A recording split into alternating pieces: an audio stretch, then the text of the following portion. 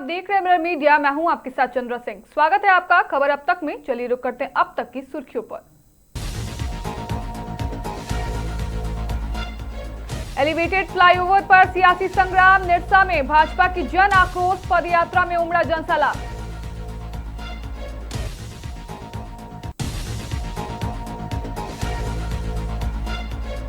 देवघर में mirror media की खबर का असर। बंद पड़े शौचालयों की मरम्मत शुरू, विभाग हरकत में।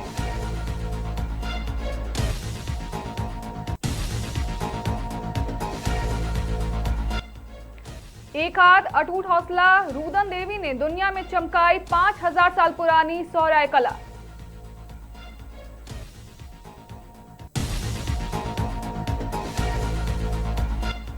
Bokaro police alert. Anti crime checking अभियान में वाहनों की सघन जांच। नाबालिग चालक पकड़े गए।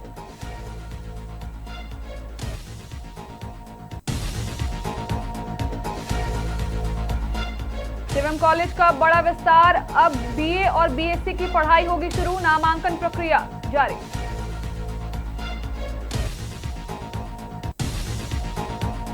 अब खबरें विस्तार से। एलिवेटेड फ्लाईओवर निर्माण को लेकर निरसा की राजनीति पूरी तरह गर्मा गई है। भाजपा ने बुधवार को निरसा में जन आक्रोश पदयात्रा निकालकर अपनी ताकत का प्रदर्शन किया। इस पदयात्रा में बड़ी संख्या में पार्टी कार्यकर्ता और समर्थक शामिल हुए। भाजपा के झंडे और नारों के बीच निकली रैली ने पूरे क्षेत्र का माहौल राजनीतिक बना दिया। भाजपा नेताओं ने आरोप लगाया कि एलिवेटेड फ्लाईओवर के मुद्दे पर जनता को गुमराह किया जा रहा है। पार्टी ने यह भी कहा कि परियोजना क्षेत्र के विकास से जुड़ी है और इसमें अनावश्यक राजनीति की जा रही है। नेताओं ने स्थानीय विधायक अरूप चटर्जी की नीतियों और भूमिका पर सवाल उठाते हुए कहा कि जनता विकास चाहती है, विवाद नहीं। पदयात्रा के दौरान भाजपा नेताओं ने राज्य सरकार और स्थानीय जनप्रतिनिधियों को भी निशाना बनाया। उन्होंने कहा कि निरसा के लोगों की वर्षों पुरानी मांगों को पूरा करने के बजाय राजनीतिक बयानबाजी की जा रही है। भाजपा ने दावा किया है कि क्षेत्र की जनता विकास के मुद्दे पर एकजुट होकर जवाब देने के लिए तैयार है। एलिवेटेड फ्लाईओवर का मुद्दा अब केवल विकास परियोजना तक सीमित नहीं रह गया, बल्कि यह निरसा की सियासत का सबसे बड़ा केंद्र बन चुका है। राजनीतिक हलकों में चर्चा है कि इस मुद्दे पर सांसद और विधायक बीच सीधा राजनीतिक टकराव देखने को मिल सकता है। ऐसे में आने वाले दिनों में निरसा की राजनीति और भी गर्मा सकती है।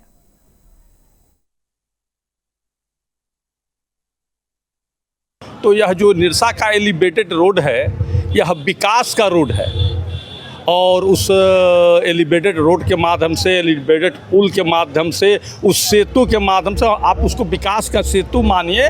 और यह केंद्रीय निधि है और इस कार्य को लोगों ने रोका है, जोर जबरदस्ती रोका है, अपने हित के लिए रोका है। लेकिन जान लीजिए कि उसमें निरसा की जनता की कोई हित नहीं है। उसमें हित यही है कि वह रोड बने, वह विकास का सेतु बने, विकास का पहिया चले, तब आप जान लीजिए कि निरसा का विकास है। और आज उस सेतु जो एलिवेटेड रोड है, उस रोड के निर्माण की मांग को लेकर रंगदार और रंगदारों के विरोध में भारतीय जनता पार्टी ने अपने माननीय लोकप्रिय सांसद धनबाद के ढुल्लू महतो जी के नेतृत्व में इस बेलचरही से आपके कार्यस्थल तक पदयात्रा और पदयात्रा के बाद सभा। भाकपा माले के बैनर तले विधायक अरूप चटर्जी ने जन मार्च सभा का आयोजन कर सांसद को आड़े हाथों लिया। दोनों दिग्गजों के इन समानांतर कार्यक्रमों से निरसा की जमीन पर सियासी हलचल तेज हो गई है। जन मार्च सभा को संबोधित करते हुए विधायक अरूप चटर्जी ने सांसद ढुल्लू महतो पर बेहद तल्ख लहजे में निशाना साधा। उन्होंने सांसद की नीयत और कार्यशैली पर गंभीर सवाल खड़े करते हुए कहा कि सांसद महोदय आखिर यहाँ शक्ति प्रदर्शन कर किसका वर्चस्व कायम करना चाहते हैं। निरसा की जनता डराने धमकाने की राजनीति को बर्दाश्त नहीं करेगी। वहीं अरूप चटर्जी ने सीधा आरोप लगाते हुए कहा कि यहां बनने वाले ओवरब्रिज के नाम पर सांसद सिर्फ ठेकेदारी चमकाना चाहते हैं। उन्होंने जनता के सामने सवाल उठाया कि सांसद को जवाब देना चाहिए कि आखिर उन्होंने आईएसएम का काम क्यों रुकवा दिया। विधायक ने सांसद से जनाधार पर चोट करते हुए कहा कि ढुल्लू महतो का परिवार कभी यहां से चुनाव नहीं लड़ा है, इसके बावजूद वे यहां आकर शक्ति प्रदर्शन के नाम पर खोखली राजनीति कर रहे हैं। इसके साथ ही विधायक अरूप चटर्जी ने दो टूक शब्दों में कहा, सांसद विकास के नाम पर सिर्फ रंगदारी वसूलने का काम कर रहे हैं। मैं उनकी इस रंगदारी का पुरजोर विरोध करता हूं। अगर वह वाकई क्षेत्र के विकास के लिए काम करेंगे तो हमें कोई ऐतराज नहीं है। देखिए, ढुल्लू ने काम चलाने के आड़ में, मतलब काम के आड़ में यह शक्ति प्रदर्शन कर रहे हैं और शक्ति प्रदर्शन और निरसा में अपना वर्चस्व कायम करना चाहते हैं। एमपीएल में मजदूरों को आगे करके लड़ाई लड़े और उसके बाद वहाँ पर जो है ट्रांसपोर्टिंग ले, यहाँ पर ओवरब्रिज के नाम से वो ठेकेदारी लेना चाहते हैं। तो ठेकेदारी वो करे लेकिन क्वालिटी मेंटेन हो, बाकी सबको अब जो है सम्मान के साथ ये करे। और वो पहले तो ये स्वीकार करे ना, जो निरसा की जनता की लड़ाई है जो ये सैंक्शन है, यहाँ ढुल्लू तो या उसका परिवार के लोग नहीं लड़े थे ना। तो पूछिए जो वो ISM का काम क्यों रोके हुए हैं, वो पेड़ तक लगाने नहीं दे रहे, पानी नहीं करने दे रहे, तो उसमें उसके विकास विरोधी नजर नहीं आती है। वो हमेशा से ही विकास के नाम पर रंगदारी तसल्ली का काम करते हैं। इसका हम ये माफियागिरी का हम विरोध कर रहे हैं। हमने विकास कार्य को रोका नहीं है, विकास कार्य हो लेकिन तरीके से चीजें। एलिवेटेड रोड निरसा में बने, एलिवेटेड रोड के लिए हम लोगों ने लड़ाई किया है बहुत सालों, तो इसलिए एलिवेटेड रोड तो निश्चय बनेगी, लेकिन 100% क्वालिटी मेंटेन करनी होगी। 50% बिलो में कॉन्ट्रैक्ट लेके वो चाह रहे जो ऐसे लोकल छाड़ारी सब लगा के पार हो जाए तो ये देवघर के रीखिया स्थित शिवम कॉलेज ऑफ एजुकेशन ने शिक्षा के क्षेत्र में एक और महत्वपूर्ण कदम बढ़ाया है। कॉलेज में पहले से संचालित बीएड और DELED के साथ अब सिद्धू कानू मुर्मू विश्वविद्यालय दुमका से मान्यता मिलने के बाद BA और BSc पाठ्यक्रमों में भी नामांकन प्रक्रिया शुरू हो गई है। BA में भूगोल, इतिहास, राजनीतिक शास्त्र, अर्थशास्त्र, हिंदी, अंग्रेजी और संथाली, जबकि BSc में गणित, भौतिकी, रसायन, वनस्पति विज्ञान और प्राणी विज्ञान की पढ़ाई होगी। कॉलेज प्रबंधन ने दूर दराज के विद्यार्थियों को ध्यान में रखते हुए शुल्क में विशेष रियायत देने का भी फैसला किया है। निर्देशक निरंजन कुमार सिन्हा ने बताया कि नई शिक्षा नीति के अनुरूप अत्याधुनिक लैब और सभी आवश्यकता शैक्षणिक सुविधाएं तैयार कर ली गई है। इच्छुक छात्र छात्राएं SKMU के चांसलर पोर्टल के माध्यम से ऑनलाइन आवेदन कर संस्थान में नामांकन ले सकते हैं। कॉलेज ऑफ एजुकेशन बाबा बैजनाथ के असीम कृपा से पहले बीएड और बीटी की पढ़ाई होती थी, अब डिग्री कोर्स का भी पढ़ाई होगा जिसमें BA BSc का परमिशन मिला है। उसमें कई प्रकार का कोर्स है और ये असीम कृपा है जो देवघर जिला में प्राइवेट कॉलेज को सिद्धू कानू मुर्मू विश्वविद्यालय के तहत मान्यता प्राप्त हुआ।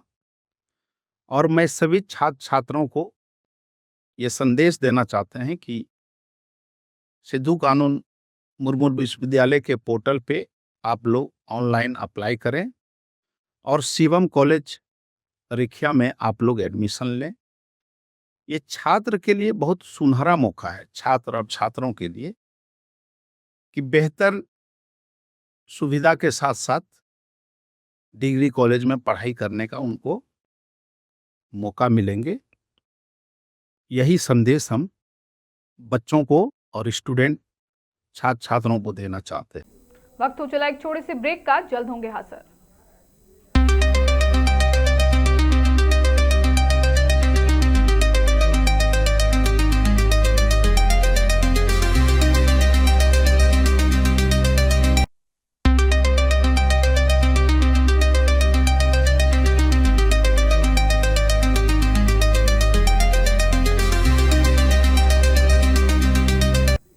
देवघर में मिरर मीडिया की खबर का असर अब साफ दिखाई देने लगा है। ISBT बस स्टैंड के समीप लंबे समय से बंद पड़े 10 अस्थायी शौचालयों की समस्या को प्रमुखता से प्रकाशित किए जाने के बाद संबंधित विभाग हरकत में आ गया है।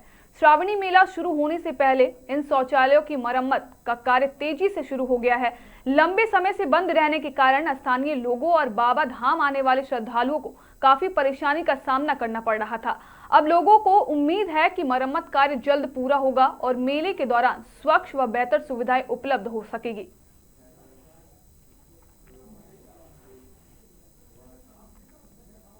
झारखंड के हजारीबाग की रुदन देवी ने यह साबित कर दिया कि अगर हौसले बुलंद हो तो कोई भी मुश्किल मंजिल की राह नहीं रोक सकती।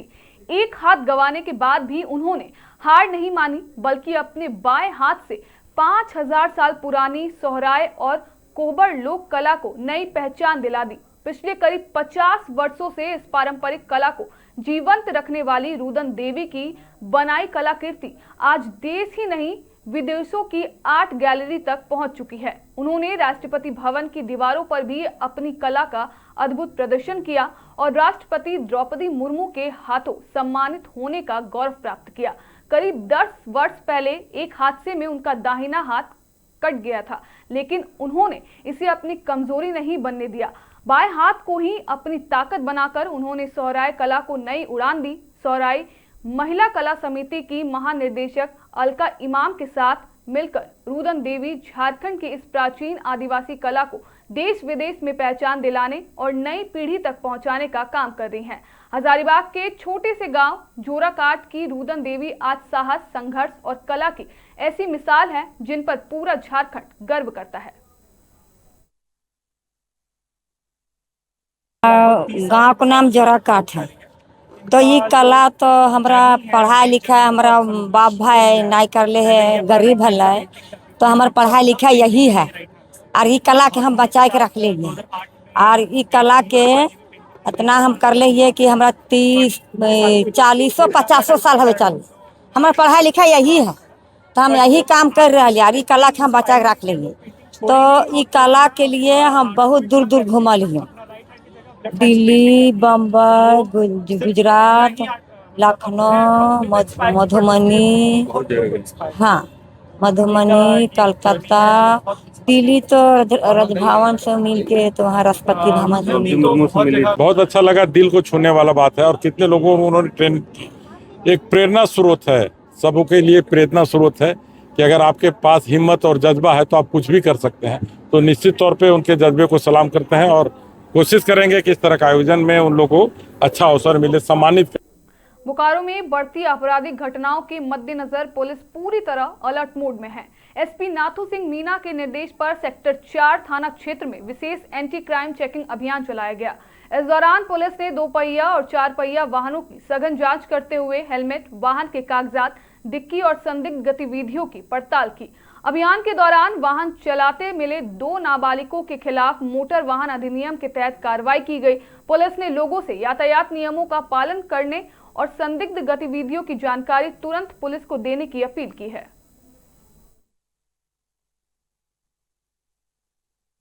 पुलिस अधीक्षक महोदय के निर्देशानुसार सिटी सेंटर के विभिन्न इलाकों में एंटी क्राइम चेकिंग चलाया जा रहा है, जिसमें विदाउट हेलमेट जो छोटे बच्चे गाड़ी चला रहे हैं उसको ध्यान में रखते हुए अभियान चला है। शहरवासी से अपील है कि हमारे इस अभियान में सहयोग करें। कितने बच्चों को अभी तक पकड़े होंगे सर? और 2 बाइक जो है जुवेनाइल बच्चा चला रहा था, जिसको हम अभी थाना ले गए हैं, डिटेन किए हुए हैं बाइक। और उसके अलावा करीब 30 मोटरसाइकिल जो विदाउट हेलमेट था, ट्रिपल राइड था, उसका फाइन काटे। रांची में भारतीय जनता पार्टी अनुसूचित जाति मोर्चा की ओर से विशेष गहन पुनरीक्षण यानी SIR अभियान के तहत मतदाताओं को जागरूक करने के लिए 3 जागरूकता रथ रवाना किए गए हैं। रक्षा राज्य मंत्री संजय सेठ ने हरी झंडी दिखाकर इन रथों को रवाना किया। ये रथ शहर के विभिन्न क्षेत्रों में जाकर लोगों को गणना फॉर्म भरने और मतदाता सूची में अपना नाम सुनिश्चित कराने के लिए जागरूक करेंगे। इस अवसर पर संजय सेठ ने कहा कि 29 जुलाई तक सभी पात्र मतदाताओं को अपना गणना फॉर्म भरना जरूरी है ताकि उनका नाम मतदाता सूची में बने रहे। उन्होंने कहा कि मतदाता सूची का पुनरीक्षण चुनाव आयोग की नियमित प्रक्रिया है, जिसका उद्देश्य दिवंगत और स्थानांतरित मतदाताओं का रिकॉर्ड अपडेट करना तथा नए पात्र मतदाताओं के नाम जोड़कर मतदाता सूची को पूरी तरह सही और अद्यतन बनाना है।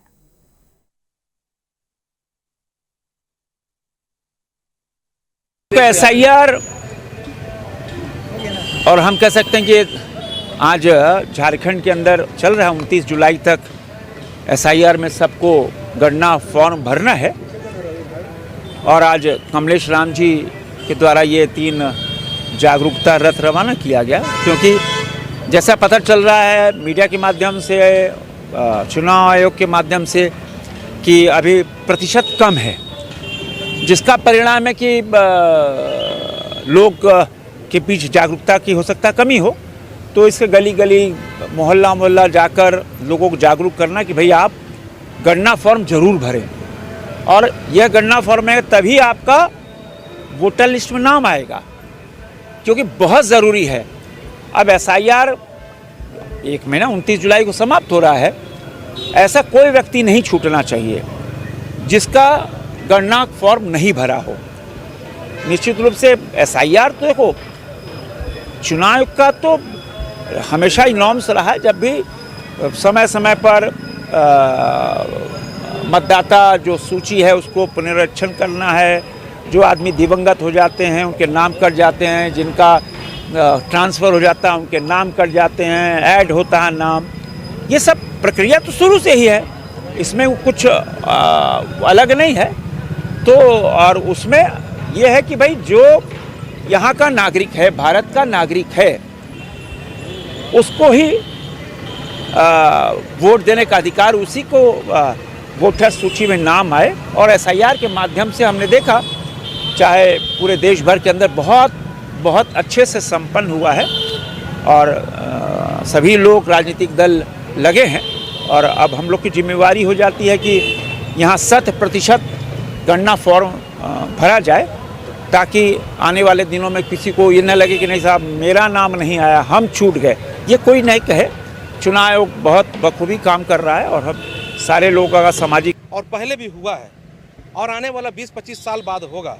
इसलिए सभी वोटर से, सभी मतदाता बंधुओं से, भाइयों से, बहनों से मैं आग्रह करना चाहता हूं कि आप लोग घर से निकले या घर में BLO जा रहे हैं उनसे मिलिए, जो इनोमिनेशन फॉर्म दे रहे हैं वो फॉर्म को सही भरें। अन्यथा अगर आप इससे SIR से छूट जाएंगे, आप फॉर्म नहीं भरेंगे, तो आने वाला समय में सरकारी लाभ लेने से आप वंचित रह जाएंगे, जिसका खामियाजा खुद उनको भुगतना पड़ेगा। इसलिए आप सभी से आग्रह है, तमाम मतदाता बंधुओं से आग्रह है कि 100% जिनका भी वोटर लिस्ट में नाम है, अपना आप फिर से SIR में नाम दर्ज कराएं।